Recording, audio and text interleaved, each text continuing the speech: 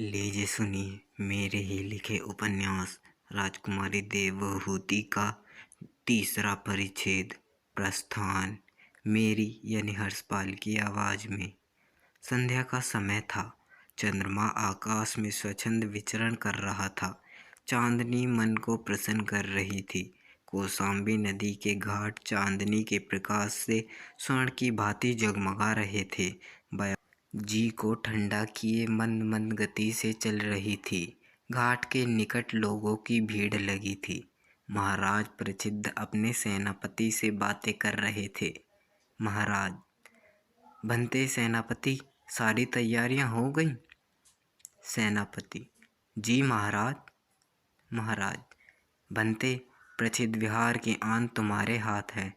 प्रसिद्ध विहार की विजय पताका हमेशा ऊंची रखना, जीत कर लौटना बनते। तुम्हें प्रसिद्ध विहार की इस भूमि की आन निभानी है। सेनापति, आप विश्वास रखिए महाराज।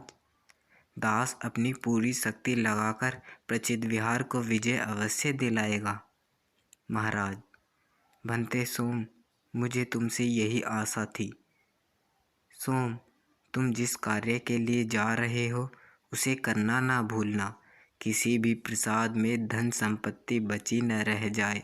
खाद्य सामग्री की पर्याप्त मात्रा में व्यवस्था होनी चाहिए। सोम, जी महाराज।